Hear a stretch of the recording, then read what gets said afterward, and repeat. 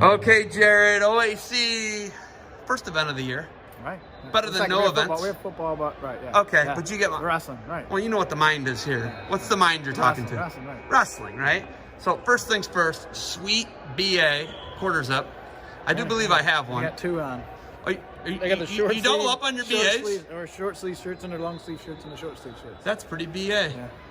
See what I did there? I like it. Okay, so you look at the tournament today. You had to limit entrance. You know, everything's COVID protocol. You did a pretty good job, by the way. Thanks. Talk to me about logistics of running a tournament in COVID times. It's obviously your variables have variables. You know, usually okay, this is what our variables are going to be going into the tournament. This one, today's day and age is a little different. But Cedar Point Sports Center, they've got it down. You know, they've ran youth leagues and tournaments through the fall, so partnering with them and knowing what to expect and what's going on has helped a ton. The facility allows for spacing, which creates a lot less hassle. Spectators are up top, coaches and wrestlers on the floor, so it's just a different time, but we're doing what we can with what we're given. So this facility, Guy obviously holds the defense sub duels dear to his heart, holding it at Cleveland State. That's not going to happen this year. Right. Does it hurt to bring it to this arena is incredible. Cedar Point goes big. Right. They go big or they go home. Right. You know that. Constantly throughout Asia, Southeast Asia, Europe, they're being challenged from every direction of having the biggest, fastest, meanest roller coasters. Right.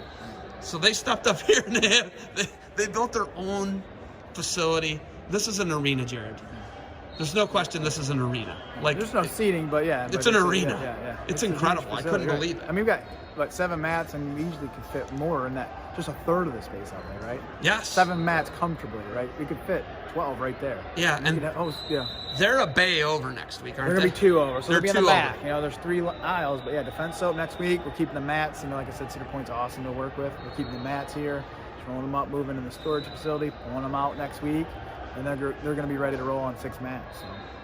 And my thing was, we had up until Thursday there was going to be a DeWine announcement, right? We didn't know.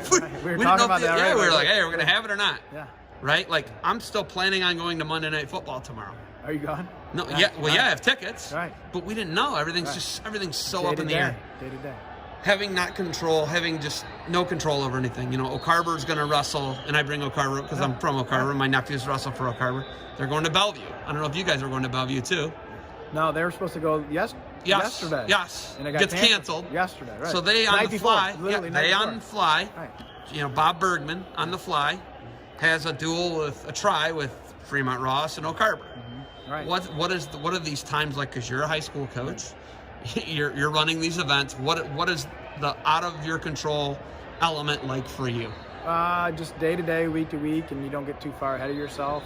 Like you mentioned, things are canceled the night before, so we set everything in place. Even from the official standpoint, we had extra officials. Okay, what if we have a pool of officials that officiated last weekend that have been exposed and we can't bring them in? So those are the type of things you got to think through. Okay, what if this group, something happens here? And I was talking to Guy, officials, hey, Guy, think this, think that. But from the coaching aspect, we won't know until we get there and whistle starts if we're going. Right? We've gotten 1 match under our belt. I know a few teams haven't wrestled this year yet, and that's what it is. I think the ADs have done a great job. I'm getting emails out all day, every day of, hey, we're looking for this date. Hey, change of schedule. 2 teams dropped out. I mean, we got an event. We were the last team in, and since the next day, 2 more teams dropped out. So now we're looking for 2 more teams. So it's just, like we said, a fluid situation. But I think wrestlers at heart know how to.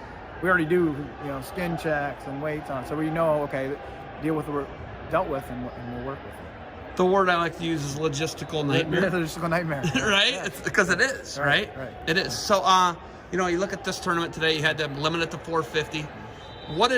Are there numbers being sent down to you from county boards of health, or is there a number? Yeah, 300 is the capacity for indoors, so we went 150 a session. So then every wrestler gets a coach and a spectator, so 150, and then we're under that 300 threshold. So we had D1 and D2 go this morning. We had almost 150 wrestlers, and then that kept us under that threshold. I think 130 in this session here. So it's just what it is, and that's the facility limits. That's what the state mandate is, and that's what the county is going by. Okay, so the county just took what the state had done. Okay, that was And Erie County, like I said, Cedar Point's dealing with they deal with them every week with their event, so they've been very helpful. And here's what the county needs. Here's what you have to submit, and so week at a time, day at a time. When you look at, will you be here next weekend? I believe I'll be here the night before to help them set up. Oh, you just I'm do the work. coaching on Saturday. You just do the work. I take mats, man. I love it. I love that you just do the work. So when you talk about what National Middle School Duels did, they had some of your mats. Right. That's another they part. Use all the right? mats. It's all crazy. the mats that they're using today that were used out there. They, like I said, fluid situation, everything. The county inspector, the health inspector, came in multiple times to their event, and Dom was able to keep the event going. Has that happened to you guys at all? Have you had to deal with any of that? Nothing so far. Like I said, we've submitted what we have, and we're running a very organized event, keeping everyone spaced out. So no headaches so far, but we're not even halfway through the event yet. So and then there's an event in conjunction, which is like youth basketball. Youth basketball in the back, right? Oh man, there's just so many moving parts. You gotta talk to Wes. He's the guy to talk, or Justin, or whoever, maybe Ryan here. I'll put you in touch with them, put me in contact They with them. can give you the backstory. They've dealt with this. They opened last January. We had a duel where we're standing right here last year. In this gym, right here. In a gym. Yeah. So we're in a normal size high school gymnasium. Yeah. There's 5 rows, 3 sides. So you can probably get probably 500 or 600 people in this gym if in regular times. Regular time. Yeah, they had a basketball, and then we had a wrestling match, and then I think they had one big volleyball maybe, and then pandemic hit, and so they had to shut it down. So you imagine building this and then not being able to use it. So he's the guy to talk to. I'll put you in touch with him because he can tell you, what they've had to deal with.